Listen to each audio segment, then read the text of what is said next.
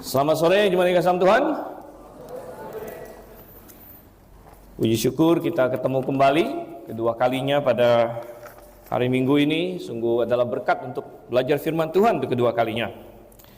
Dan saya akan mengajak kita untuk kembali merenungkan kitab Mazmur, karena kita kalau Minggu malam sedang mempelajari kitab Mazmur.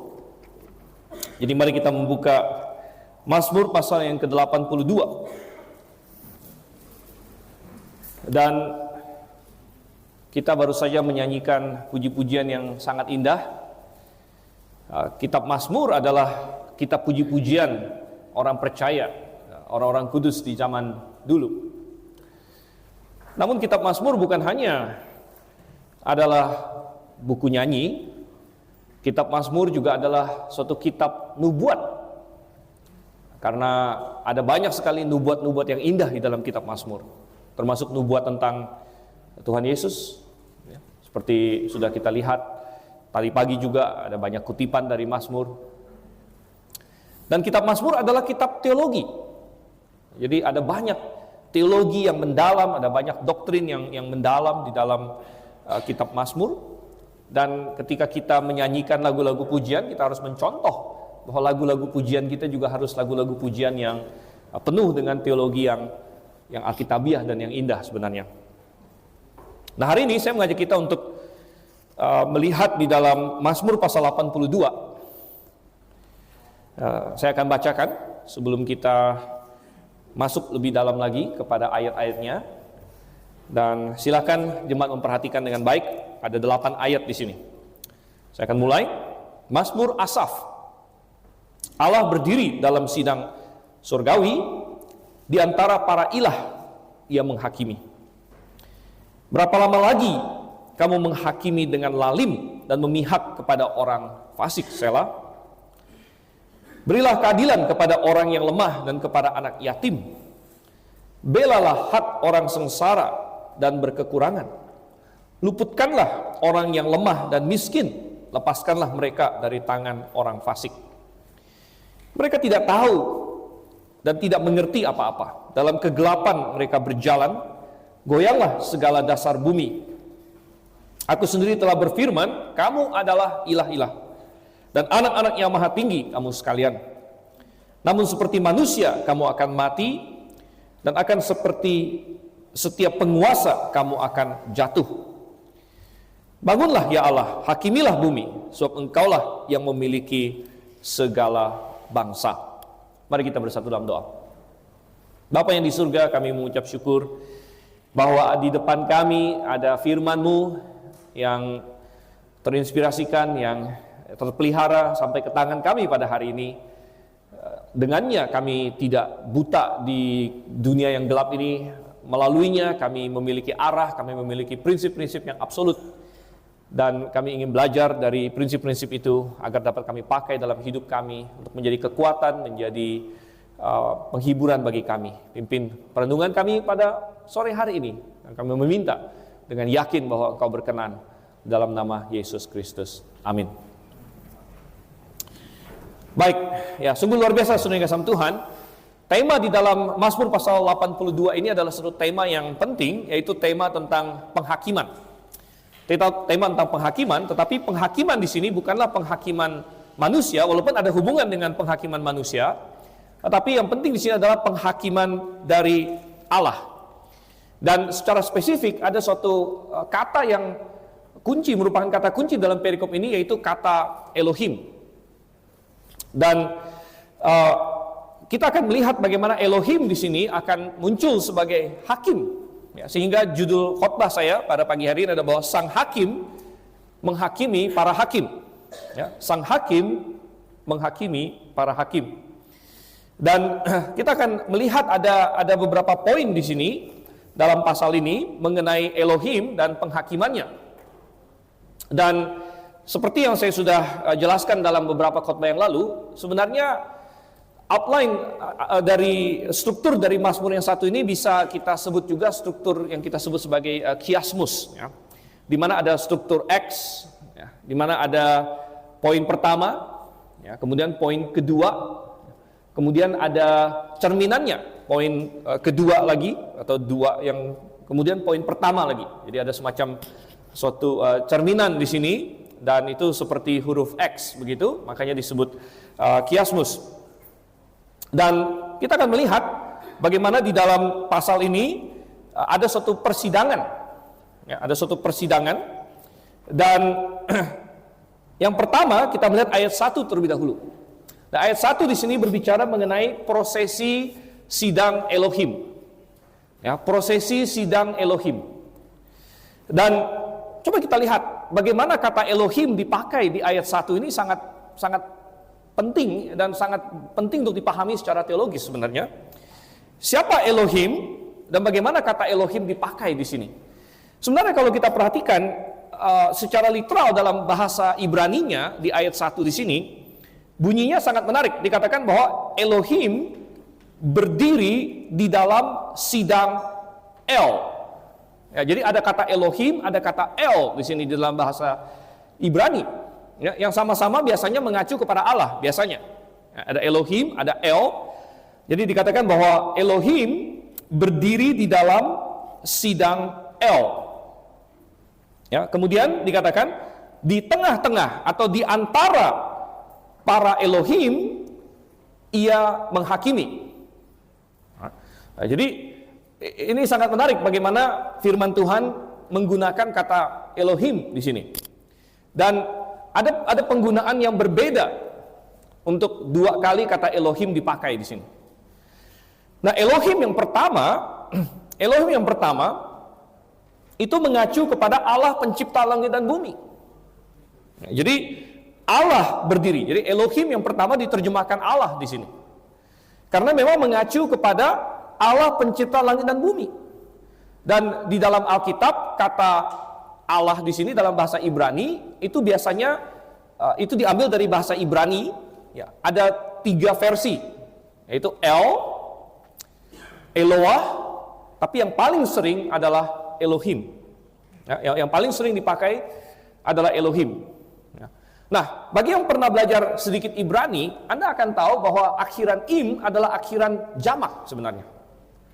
Nah, jadi kalau misalnya ada, ya contohnya Ben itu seorang putra. Nah, ditambah im, jadi banim itu adalah putra-putra.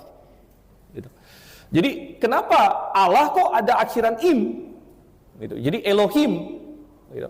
Nah, ini tentunya sebenarnya terkandung di dalam istilah Elohim ini adalah kebenaran tentang Tritunggal. Bahwa di dalam satu Allah yang Esa ada pluralitas pribadi, ada 3 pribadi. Allah eksis di dalam 3 pribadi. Allah yang tunggal eksis dalam 3 pribadi.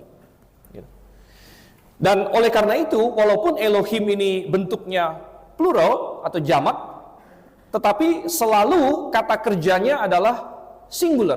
Kata kerjanya selalu tunggal. Gitu. Makanya dikatakan misalnya Allah berdiri. Allahnya dalam bentuk jamak, tapi berdirinya dalam bentuk singular.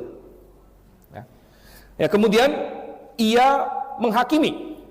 Ia menghakimi di sini juga dalam bentuk singular, dalam bentuk tunggal. Jadi Elohim yang pertama mengacu kepada Allah Tritunggal, Allah pencipta langit dan bumi. Ya. Nah, tetapi kemudian ada Elohim yang kedua yang disebut di dalam pasal ini, yang diterjemahkan para ilah, atau kalau dalam TB1 kalau saya tidak salah terjemahnya para Allah. Gitu, ya. Para ilah atau para Allah di sini ada Elohim yang kedua. Gitu. Nah, Elohim yang kedua ini tentu bukan mengacu kepada Allah pencipta langit dan bumi lagi. Ya, jadi ini mengacu kepada pihak yang lain. Begitu. Tetapi pihak ini disebut Elohim juga. Begitu. Nah, berdasarkan konteks dari pasal ini, Elohim yang kedua ini sebenarnya mengacu kepada para hakim manusia. Ya, para raja dan para hakim manusia. Mengapa? Kita bisa lihat nanti, kita sampai di ayat 2, 3, 4 dan seterusnya. Tuhan menuduh mereka telah melakukan penghakiman yang tidak adil. Jadi mereka adalah para hakim yang Tuhan hakimi, gitu. Tapi mereka disebut Elohim di sini. Ya. Nah, sebenarnya ada presiden bahwa Elohim bisa mengacu kepada manusia. Coba kita buka di dalam Keluaran pasal 21. Contohnya di sini ya. Keluaran pasal 21 ayatnya yang ke-6. Keluaran pasal 21 ayatnya yang ke-6 dikatakan di sini, ini mengenai budak di zaman Israel dulu. Jadi orang Israel sebenarnya harus memperlakukan hamba-hamba mereka sedemikian baiknya sampai-sampai hamba mereka itu ingin kerja terus sama mereka. Ini yang Tuhan inginkan sebenarnya, bahwa orang Israel kalau mereka punya hamba, memperlakukan hambanya sedemikian baik ya, sampai hambanya itu mau kerja terus sama dia. Dan kalau sampai hambanya mau kerja terus sama dia, karena mestinya setiap tahun ke-7 semua hamba itu dibebaskan. Tapi kalau hamba ini mau kerja terus untuk tuannya, karena tuannya begitu baik sama dia, maka aturannya adalah di ayat yang ke-6, maka tuannya harus membawanya menghadap Allah di sini. Nah, sebenarnya kata Allah di sini adalah Elohim. Tetapi kalau kita mengecek ada terjemahan-terjemahan, misalnya terjemahan King James Version, dia berkata di sini menghadap hakim-hakim. Menghadap hakim-hakim. Jadi tuannya membawanya menghadap hakim-hakim ya, karena kalau menghadap Allah gimana caranya mau membawa menghadap Allah gitu kan. Jadi membawa menghadap hakim-hakim di sini.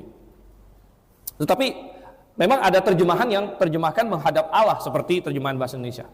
Tapi minimal di sini kita melihat bahwa ada terjemahan-terjemahan ya seperti King James yang melihat bahwa Elohim di sini mengacu kepada hakim-hakim. Hakim-hakim ya.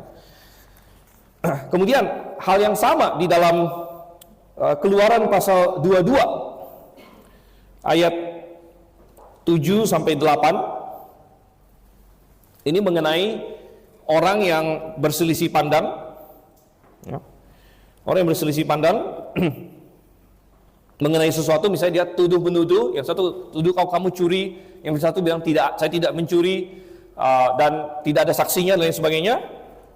Maka apa yang dikatakan ayat yang ke-8 terutama di sini ya, jika pencuri itu tidak ditemukan, jadi barangnya hilang, nggak tahu siapa yang curi, nggak ada saksinya, tuan rumah harus pergi menghadap, sekali lagi katanya adalah Elohim di sini ya, tuan rumah harus pergi menghadap Elohim untuk menyatakan bahwa ia tidak mengulurkan tangannya. Dan kembali kalau kita lihat di terjemahan TB, dia terjemahkan Allah. Tetapi kalau di KJV dia terjemahkan hakim-hakim. Dia terjemahkan hakim-hakim. Oke, jadi kita melihat bahwa Elohim ini cocok. Kenapa King James menerjemahkan Elohim di situ menjadi hakim-hakim? Ya. Nah, salah satunya adalah di dalam Mazmur pasal 82 di sini. Di mana di dalam Mazmur 82 kata Elohim di sini memang dipakai untuk mengacu kepada hakim-hakim. Begitu. Hakim-hakim manusia. Nah, kenapa hakim-hakim manusia disebut Elohim?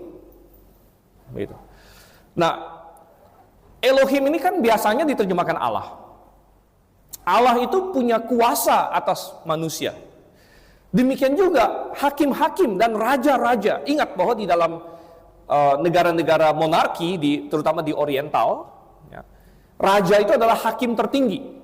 Ini benar di Israel juga. Kita masih ingat kalau ada masalah-masalah pelik, ujung-ujungnya disampaikan kepada raja. Daud menjadi hakim, Salomo menjadi hakim ketika dia harus menghadapi dua perempuan yang sama-sama mengklaim satu anak itu punya mereka begitu. Jadi raja akhirnya menjadi hakim yang paling tinggi sebenarnya. Dan mereka ini punya otoritas dan kuasa atas manusia lain. Ya, seorang hakim bisa menentukan arah hidup seseorang dalam skala yang terbatas. Hakim bisa menentukan, oh kamu bersalah, kamu masuk penjara. Kamu bersalah, kamu harus dihukum mati bahkan. Ya, kamu tidak bersalah. Jadi hakim punya otoritas yang besar. Gitu. Jadi dalam pengertian itu dia disebut sebagai Elohim, dan lebih penting lagi adalah bahwa otoritas yang dia miliki dia dapatkan dari Elohim, dari Allah yang sesungguhnya. Sebagaimana Alkitab katakan di dalam Roma pasal 13, Paulus mengajarkan bahwa tidak ada otoritas yang tidak berasal dari Allah. Bahwa otoritas pemerintah yang ada di atas kita itu berasal dari Tuhan. Nah, jadi karena hakim-hakim manusia ini, mereka mendapatkan otoritas mereka, otoritas kepemerintahan mereka dari Elohim yang pencipta langit dan bumi, dan mereka menjadi semacam perwakilan dari Elohim di muka bumi ini untuk menentukan hidup seseorang, maka mereka disebut oleh Tuhan sebagai Elohim di sini. Disebut oleh Tuhan sebagai Elohim, ya. Ilah-ilah di antara para ilah, ya. Tapi jelas ini Elohim, pemakaian Elohim yang kedua di sini bukan mengacu kepada Allah Tritunggal lagi, ya, tetapi kepada pihak lain di sini. Oke. Nah, yang sangat menarik adalah bahwa Tuhan Yesus pernah mengutip Mazmur pasal 82 ini. Nah, di dalam Yohanes pasal yang ke-10, coba kita buka sini, ya. Tuhan Yesus pernah mengutip Mazmur 82 ayat yang ke-6. Nanti kita akan sampai sana, tapi coba kita lihat sebentar. Ini masih ada hubungan dengan identitas dari Elohim ini. Yohanes pasal 10, kita lihat ayatnya yang ke-34. Dan Tuhan Yesus berkata, kata Yesus kepada mereka, bukankah ada tertulis dalam kitab Tauratmu, aku telah berfirman, kamu adalah ilah. Jadi ini mengutip Mazmur 82. Dan konteksnya adalah orang Yahudi marah ketika Tuhan Yesus menyebut dirinya sebagai putra Allah. Dan orang Yahudi memahami ketika Tuhan Yesus menyebut dirinya putra Allah, maka dia menyamakan dirinya dengan bapaknya, dia menyamakan dirinya dengan Allah. Dan mereka marah dan mereka menganggap Yesus sedang menghujat dan mereka mau lempar Tuhan Yesus dengan batu. Namun Tuhan Yesus mengutip Mazmur 82 dan Tuhan Yesus ingin berkata, kenapa kalian marah bahwa saya menyebut diri saya putra Allah? Begitu. Padahal ada ayat yang berbunyi di dalam Mazmur bahwa kamu adalah Elohim. Begitu. Kamu adalah Elohim. Ya. Jadi kalau kepada penerima kitab Mazmur 82 ini saja bisa dengan sah ada pemakaian Elohim yang sah untuk mereka dalam pengertian tertentu, ya. Apalagi kalau saya sebagai utusan Sang Bapa yang memang berasal dari Bapa itu sendiri, saya menyebut diri saya putra Allah, kenapa kalian marah? Gitu. Kenapa ini malah dianggap menghujat? Nah, ini adalah konteks dari apa yang Tuhan Yesus katakan di dalam Yohanes pasal 10. Gitu.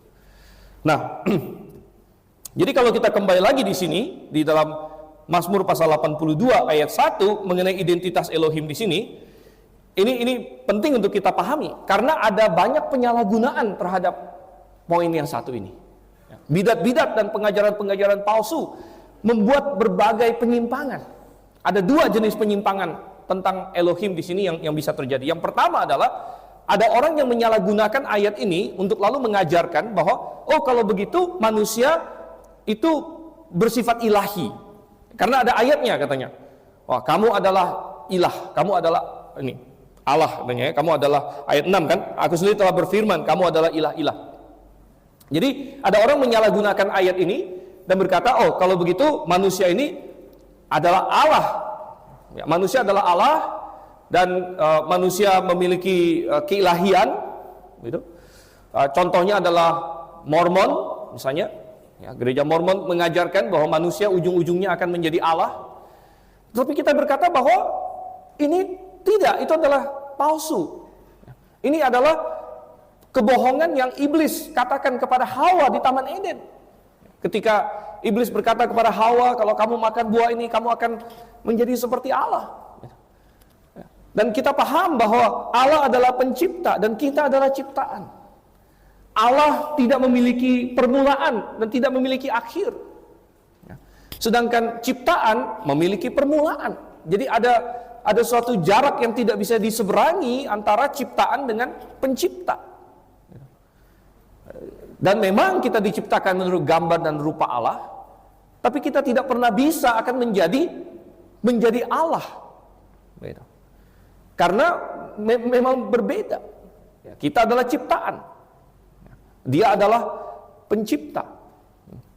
Dan ada banyak kesesatan yang beredar mengenai poin yang satu ini, di mana kebohongan iblis di Taman Eden terus didaur ulang sampai hari ini. Bahkan ada tokoh-tokoh karismatik yang mengajarkan dengan sukses teologi mereka, dengan teologi dominion mereka, bahwa kita ini adalah Allah katanya. Lalu argumennya adalah, saya pernah mendengar ada teolog karismatik yang mengajarkan katanya, kalau kuda beranak, anaknya apa? Kuda katanya. Kalau kucing beranak, anaknya apa? Kucing. Lalu kalau kita ini anak Allah, berarti kita ini apa katanya? Lalu jemaatnya semua teriak, kita berarti kita Allah katanya. Dan itu adalah kesalahan teologis yang sangat fatal sebenarnya. Karena kita tidak bisa membuat ilustrasi seperti itu. Jadi ini adalah kesalahan yang pertama mengenai penggunaan Mazmur 82 ini. Lalu kesalahan yang kedua penggunaan Mazmur 82 ini adalah berhubungan dengan keilahian Yesus Kristus. Karena ini dipakai oleh bidat-bidat seperti Menara Pengawal, di mana mereka mau melemahkan keilahian Yesus Kristus. Lalu mereka berkata Yesus disebut Allah, tapi dalam pengertian Allah kecil katanya. Mereka ingin berargumen bahwa Yesus disebut Allah pun itu tidak berarti apa-apa, karena manusia juga bisa disebut Allah, kata mereka. Mereka berargumen seperti itu. Dan mereka ambil dari Mazmur pasal 82 untuk berargumentasi bahwa manusia pun bisa disebut Allah, katanya. Jadi bahwa Yesus disebut Allah itu tidak mengindikasikan keilahian Dia yang spesial. Ini kata Menara Pengawal. Tetapi itu juga adalah pengajaran sesat, karena mereka tidak melihat Alkitab secara keseluruhan. Yesus disebut Allah, tapi Dia disebut sebagai Allah yang maha benar misalnya. Dan Dia disebut sebagai Allah yang teridentifikasi dengan Yehova dalam perjanjian lama. Bahwa Yehova adalah Yesus Kristus. Dia teridentifikasi di situ. Jadi tidak dibenarkan untuk berargumen seperti yang dipakai oleh Menara Pengawal. Menara Pengawal juga sering berkata bahwa Musa diangkat menjadi Allah atas Firaun. Nah, itu ada di dalam Keluaran. Mereka bilang dalam Keluaran Tuhan berfirman kepada Musa, aku angkat kamu menjadi Allah bagi Firaun. Nah, jadi manusia saja Musa bisa jadi Allah katanya. Lalu mereka mau berkata bahwa Yesus pun mereka mau menurunkan keilahian Yesus dengan membandingkan Yesus dengan Musa seperti itu. Tapi kita bilang bahwa itu tidak benar. Karena mereka tidak melihat keseluruhan Alkitab. Mereka main comot ayat sana sini tanpa melihat konteks. Bahwa Yesus Kristus memiliki sifat-sifat ilahi, sama seperti Bapaknya. Dan bahwa Dia diidentifikasi dengan Yehova dalam perjanjian lama.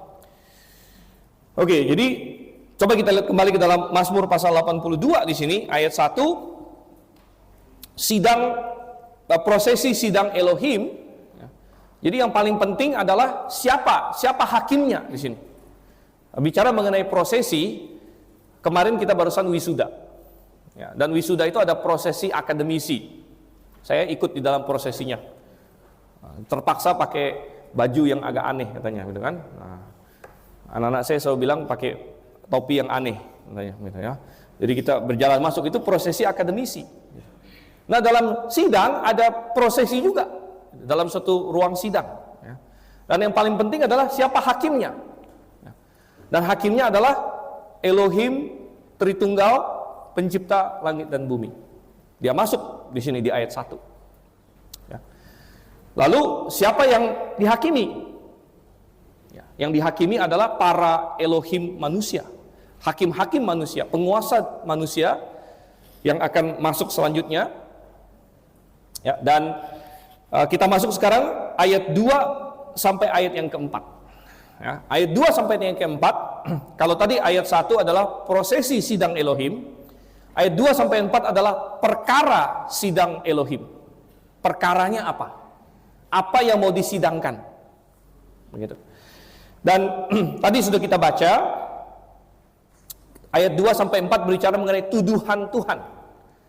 Tuduhan Tuhan terhadap para hakim ini. Dan rupanya tuduhannya adalah bahwa mereka selama ini telah menyelewengkan keadilan. Dan Tuhan berkata, mestinya kalian menghakimi dengan adil, tapi kalian menghakimi dengan lalim. Mestinya kalian fair, namun kalian telah memihak kepada orang fasik. Dan kalian memihak kepada yang kuat. Kalian tidak memberikan keadilan kepada orang lemah, orang kecil. Dan saya yakin bahwa terutama kita, saya rasa semua orang yang sudah dewasa paham bahwa yang namanya pengadilan seringkali tidak adil. Yang namanya hakim itu seringkali tidak adil. Itu biasa terjadi. Itu ada di mana-mana. Gitu. Mereka terbiasa melihat siapa yang bayar. Jadi bukan ada suatu istilah, bukan membela yang benar, tapi membela yang bayar. Gitu kan? Maju tak gentar, membela yang bayar. Ya. Bukan membela yang benar. Jadi yang mana yang bayar? Ya. Nah, dia disogok, dia terima uang, dia akan menyelewengkan keadilan. Ya. Bisa yang salah jadi tidak salah, yang tidak salah menjadi salah, macam-macam. Ini jamak terjadi, ini sering terjadi. Ya. Tetapi saudara yang kasih Tuhan, para hakim yang sudah terbiasa menyogok, sudah terbiasa menyelewengkan keadilan, terbiasa menerima suap dan lain sebagainya di sini, mereka tiba-tiba mendapatkan giliran mereka yang dihakimi. Dan sang hakim yang agung yang berdiri menghakimi mereka ini tidak bisa disogok oleh siapapun. Dan biasanya mereka ada di balik meja hakim, sekarang mereka menemukan diri mereka ada di sisi yang satu lagi. Mereka adalah tertuduh. Mereka tertuduh bahwa mereka sudah, katanya di sini, ya, mereka telah memihak kepada orang fasik. Mereka tidak memperjuangkan kebenaran. Nah, mengenai hal ini, sebenarnya Tuhan sudah punya hukum yang sangat tegas. Tuhan mau, karena dari sifat dia adalah Allah yang maha benar, dia adalah Allah yang maha adil, maka dia mengharuskan seluruh umatnya untuk bertindak seadil-adilnya. Coba kita buka Ulangan pasal 1, saudara kasih Tuhan. Ulangan pasal 1 ayatnya yang ke-17.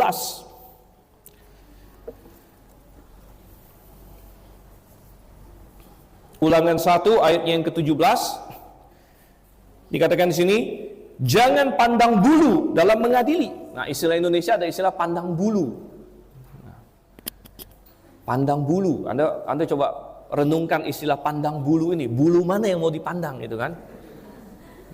Manusia kan punya bulu-bulu halus gitu. Jadi maksudnya ini melihat orangnya gitu. Orangnya cantik, wah, saya menangkan. Orangnya ganteng, saya menangkan. Apalagi orangnya punya uang, sejelek apapun yang dilihat uangnya, Tuhan. Saya menangkan. Istilahnya pandang bulu, ini suatu istilah Indonesia. Jangan pandang bulu dalam mengadili. Baik orang kecil maupun orang besar harus kamu dengarkan. Jangan gentar terhadap siapapun, sebab pengadilan adalah kepunyaan Allah. Nah, ini ada prinsip yang penting. Pengadilan adalah kepunyaan Allah. Oke, jadi ini adalah standar Tuhan. Coba kita lihat lagi di dalam Keluaran pasal 23. Kita lihat dalam Keluaran pasal 23. Ini. Ayat 2 dan ayat 3. Ini Keluaran pasal 23 ayat 2 dan 3. Saya bacakan. Jangan engkau ikut-ikutan orang banyak berbuat jahat, Jadi dalam mengadili kita tidak boleh ikut suara mayoritas. Nah, di Indonesia ini paling sering dijadikan alasan. Wah, kita tidak bisa melawan massa katanya. Jadi kalau sudah ramai-ramai didatengin ormas atau apa, ya sudah. Tapi tidak, kalau benar-benar, kalau salah-salah. Jangan kau ikut-ikutan orang banyak berbuat jahat. Apabila memberikan kesaksian mengenai suatu perkara, jangan ikut-ikutan orang banyak membelokkan hukum. Ayat 3, janganlah memihak kepada orang miskin dalam perkaranya. Loh, ini agak sedikit terbalik ya. Biasanya kan jangan memihak kepada orang kaya gitu. Jangan memihak kepada orang kaya dalam perkaranya. Nah, itu juga benar dan itu ada juga ayatnya. Tuhan tidak mau memihak kepada orang kaya, tapi Tuhan mengingatkan juga jangan memihak kepada orang miskin. Jadi baik orang kaya maupun orang miskin jangan dipihaki. Lalu pihak yang mana kalau gitu? Ya pihaklah kebenaran. Gitu. Karena dua-duanya ini ada tendensinya. Memihak kepada orang kaya ada tendensinya, karena orang kaya bisa kasih Anda sogokan, orang kaya itu berkuasa, orang kaya itu bisa mempermudah Anda, jadi ada tendensi untuk memihak pada orang kaya. Tapi ada juga tendensi untuk memihak kepada orang miskin. Gitu. Karena orang miskin itu dianggap tertindas, dianggap ini harus dibela. Nah, di Indonesia ada juga suatu pepatah atau suatu prinsip yang sering dipakai, itu apa? Yang kecil yang menang katanya. Yang kecil yang menang. Jadi kalau ada insiden misalnya di jalan raya, motor sama sepeda, yang menang siapa? Sepeda, yang kecil yang menang katanya kan. Mobil tabrak motor, nggak usah dilihat kemana-mana dulu, yang kecil yang menang. Motor yang menang, walaupun motornya yang misalnya jungkir balik nabrak mobilnya gitu, tetap motor yang menang katanya. Ya.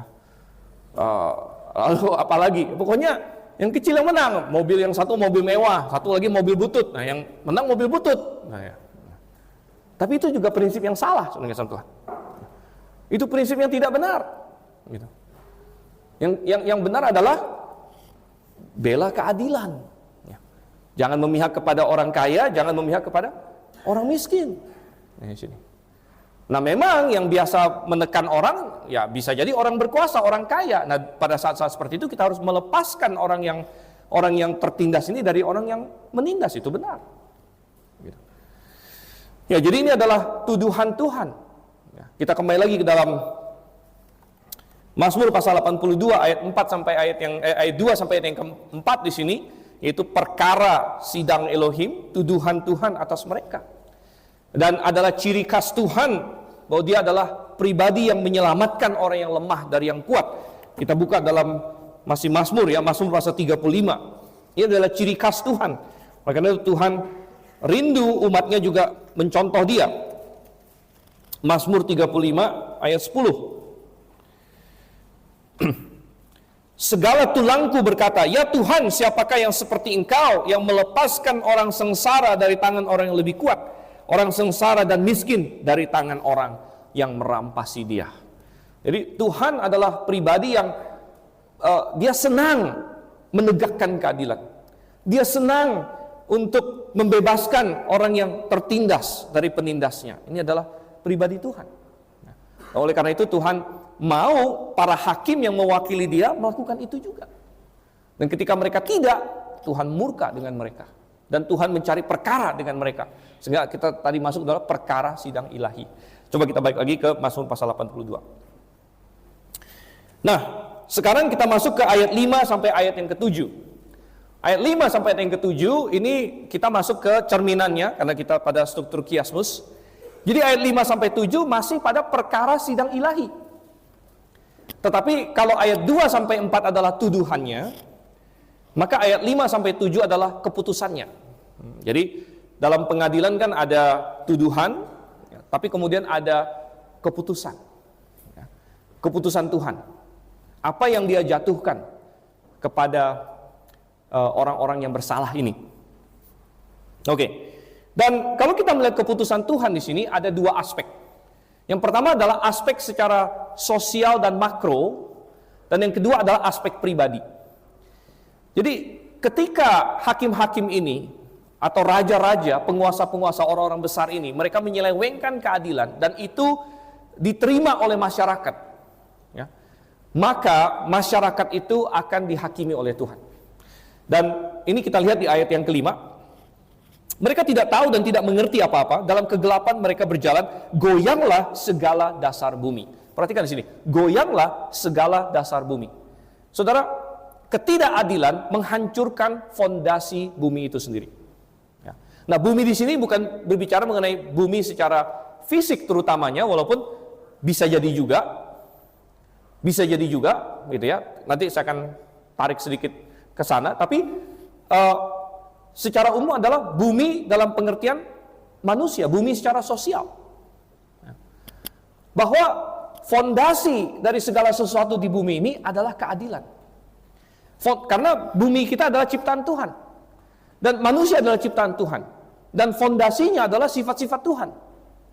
Dan ketika kita melawan sifat-sifat Tuhan, ya, maka kita bergeser dari fondasi itu, maka kita akan goyah.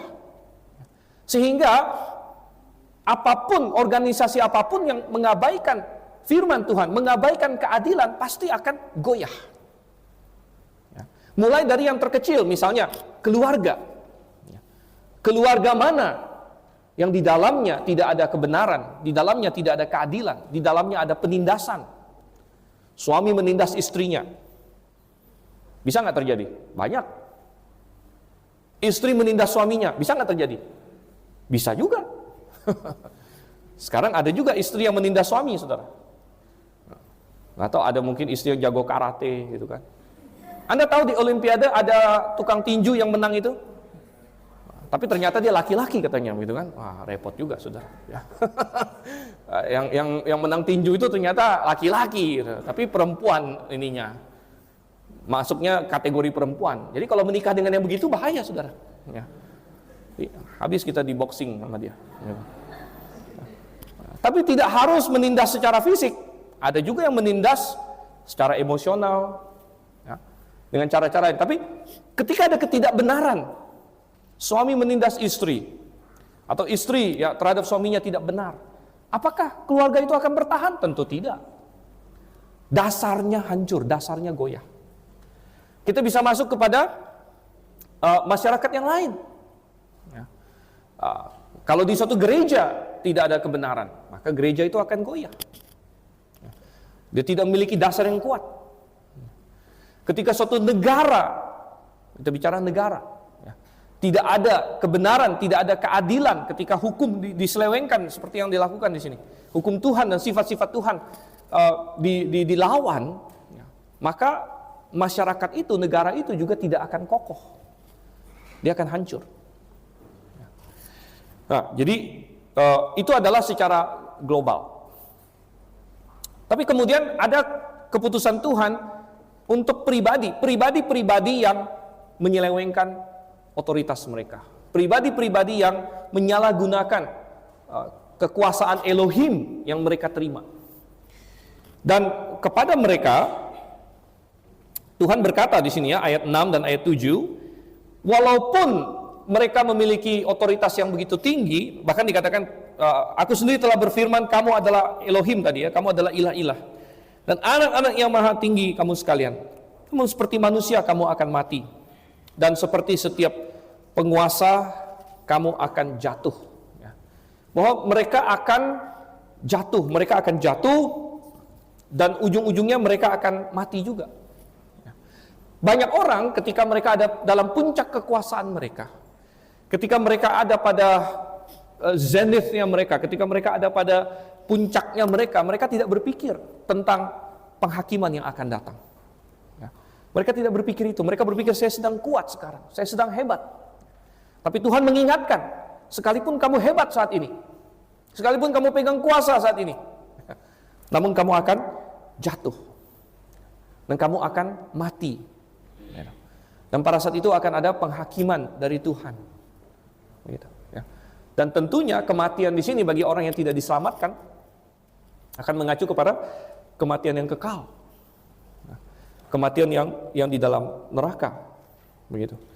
Dan mereka akan jatuh, ya. Jatuh di sini dari kata nafal di dalam bahasa Ibraninya, dan mereka akan jatuh, ya. Jatuh dan terus jatuh sampai kepada tempat kekekalan, kebinasan yang kekal di sini. Dan oleh karena itu, saudara yang kasih Tuhan, kita masuk kepada ayatnya yang ke-8 sekarang. Ayat yang ke-8. Jadi ayat yang ke-8 adalah kembali prosesi sidang Elohim. Tadi ayat 1 sudah prosesi sidang, tapi saya membayangkannya ayat 1 adalah Tuhan prosesi masuk seperti kemarin wisuda. Lalu habis itu ada prosesi keluar. Nah, prosesi keluar begitu. Jadi kalau sudah mau keluar kan bangkit berdiri dong. Kan kemarin kan rektor prosesi wisuda meninggalkan, bangkit berdiri, ya, semua bangkit berdiri. Jadi ayat 8 sini, bangunlah ya Allah. Jadi prosesi sidang Elohim, tapi kalau di ayat 1 berbicara mengenai siapa yang masuk, siapa yang ini, maka di ayat 8 ini penekanannya ada pada solusinya apa? Solusi yang diberikan oleh Tuhan. Karena orang-orang yang nggak benar ini sudah mengacau balaukan bumi. Mereka sudah menghancurkan fondasi-fondasi masyarakat. Ya. Apa solusinya? Apa solusinya? Dan Tuhan memberikan solusi. Yaitu apa? Bahwa Tuhan sendiri akan menjadi hakim suatu hari nanti. Ya. Tuhan sendiri akan menjadi hakim. Bangunlah ya Allah, hakimilah bumi, sebab engkaulah yang memiliki segala bangsa. Dan segala jenis bentuk pemerintahan sudah dicoba di dunia ini. Ya. Monarki sempat bagus, ya. Daud, Salomo lumayan. Ya. Tapi lebih banyak raja yang jahat daripada yang baik. Ya. Demokrasi sudah dicoba. Ya. Apakah demokrasi bisa menghasilkan sesuatu yang baik? Kalau kebanyakan orang di negara itu orang yang baik, demokrasi akan menghasilkan hal yang baik.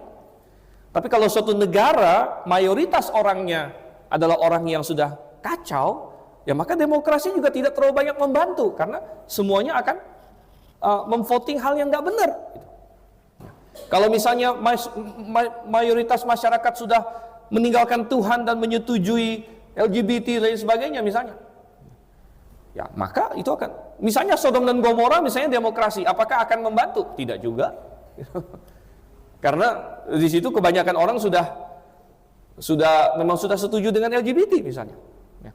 Jadi Anda mau bergantung kepada monarki, Anda mau bergantung pada demokrasi, ya nggak usah ngomong yang diktator, komunis segala macam, itu udah pasti kacau punya. Ya. Apa solusinya bagi bumi di mana ketidakadilan terjadi? Ya. Solusinya yang Tuhan akan berikan adalah Tuhan sendiri akan menjadi hakim. Dia akan menghakimi bumi ini. Dan ini akan terjadi ketika dia datang mendirikan kerajaannya secara literal di atas muka bumi ini. Jadi tidak ada bentuk pemerintahan yang bisa menyelamatkan kita saat ini. Kita kemarin di Indonesia kita barusan pilih presiden. Tapi itu tidak akan menyelesaikan banyak masalah rohani yang ada di Indonesia ini. Tetapi kita menantikan suatu pemerintahan yang sempurna, seorang hakim yang sempurna, yang akan menghakimi seluruh bumi, yang memiliki bangsa-bangsa katanya. Dialah yang empunya bangsa-bangsa ini. Dan ini mengajarkan kepada kita bahwa walaupun Tuhan adalah pemilik segala sesuatu, tapi dia mendelegasikan otoritasnya. Makanya dia mendelegasikan otoritasnya kepada pemerintahan manusia. Dan mungkin ada yang berkata, saya hari ini bukan raja, saya bukan hakim. Bagaimana Mazmur ini berefek kepada saya? Oh, ada banyak sebenarnya. Yang pertama, Mazmur ini tentu memberikan kita pengharapan. Kalau kita hari ini mengalami ketidakadilan yang sering kita temui, apalagi sebagai orang Kristen, kita sering diperlakukan tidak adil. Nggak usah jauh-jauh, undang-undang penistaan agama. Kalau terhadap orang Kristen, keras. Kamu ngomong begini, wah bisa masuk penjara. Mantan gubernur kita Ahok sudah merasakan misalnya. Tapi kalau pihak lain, dia sudah ejek salib, ejek apa. Mana ada penindasan agama? Wah ini tidak adil. Tidak adil. Oke, nggak apa-apa, kita sudah rasakan itu. Tapi apa yang Mazmur ini beritahu kepada kita? Mazmur ini beritahu kepada kita bahwa kita tidak perlu bersedih hati. Kita punya pengharapan. Kalaupun kita hari ini mengalami ketidakadilan, kalaupun hari ini kita tidak bisa mendapatkan kebenaran dari manusia, gak usah takut. Ya. Gak usah takut karena kebenaran itu akan menang. Tuhan akan menjadi hakim pada akhirnya. Ini bukan omong kosong. Bukan omong kosong, tapi ini benar akan terjadi. Ya. Tapi pelajaran kedua bagi kita adalah bahwa baiklah kita memakai otoritas yang Tuhan delegasikan kepada kita dengan baik. Kalau Anda adalah raja, jadilah raja yang baik. Kalau Anda adalah hakim, jadilah hakim yang baik. Nah, sekali lagi mungkin Anda berkata di sini, saya bukan raja, bukan hakim. Ada di sini jemaat Grace yang raja atau hakim? Saya yakin nggak ada yang angkat tangan ya. Anda bilang, oh saya bukan raja, bukan hakim. Bagaimana ini berefek pada saya? Anda tahu bahwa setiap orang Tuhan delegasikan otoritas tertentu. Ada yang Tuhan delegasikan otoritas sebagai pemimpin jemaat. Lakukan, jangan menyalahgunakan otoritas itu. Ada yang Tuhan delegasikan sebagai kepala keluarga. Pakai otoritas itu dengan baik. Jangan menyalahgunakan otoritas itu. Ada yang Tuhan kasih delegasi otoritas sebagai misalnya di perusahaan, tempat kerja Anda punya otoritas. Anda sebagai tuan katanya, hai tuan-tuan perlakukanlah hamba-hambamu dengan baik. Pakai otoritas itu dengan sebaik-baiknya. Atau mungkin Anda bilang, saya bukan bos, saya bukan kepala keluarga, saya bukan pemimpin di jemaat, saya cuma orang biasa saja. Oke. Tapi Tuhan sudah delegasikan Anda otoritas juga. Otoritas atas apa? Atas hidup Anda. Tiap-tiap orang minimal Tuhan sudah delegasikan otoritas untuk dirinya sendiri. Ketika Tuhan menciptakan Anda sebagai manusia yang punya kehendak bebas. Makanya kita berbeda dengan Calvinis yang mengatakan bahwa Tuhan sudah tetapkan semuanya, bahkan semua tindakan manusia sudah Tuhan tentukan dari awal sampai akhir. Kita tidak percaya itu. Tapi Tuhan ciptakan manusia dengan kehendak bebas. Artinya Tuhan delegasikan kamu bisa membuat keputusan. Dalam hidup kamu bisa membuat keputusan. Dan pakai kehendak bebasmu, kemampuan yang Tuhan berikan padamu untuk membuat keputusan dalam hidup ini. Jangan salah gunakan. Jangan melawan kebenaran di dalam keputusan-keputusanmu. Jangan melawan Tuhan. Jangan melawan apa yang ada dalam Alkitab. Minimal tiap-tiap orang punya delegasi otoritas atas hidupnya, atas keputusan-keputusannya. Itu minimal, saudara. Dan mungkin Tuhan akan berikan Anda, percayakan Anda otoritas atas hal-hal lain lagi. Tapi apapun itu, maka kita perlu untuk melakukannya bagi Tuhan. Amin, saudara. Mari kita bersatu dalam doa. Bapa di surga, kami mengucap syukur bahwa Engkau mempercayakan kami sebagai manusia, mempercayakan kepada kami hal yang indah. Engkau mempercayakan tanggung jawab kepada kami masing-masing. Namun kami sadar bahwa suatu hari Engkau akan menuntut tanggung jawab itu dari kami. Dan otoritas yang Engkau telah delegasikan kepada masing-masing kami, baiklah kami bisa pakai dengan benar. Dan Tuhan, biarlah kami dikuatkan bahwa sekalipun di dunia ini kami menghadapi begitu banyak hal yang mungkin tidak adil, namun Engkau suatu hari akan menjadi hakim atas segala sesuatu. Dan Engkau akan menghakimi dengan benar. Terima kasih Tuhan, pimpin kami berdoa dalam nama Yesus Kristus. Amin.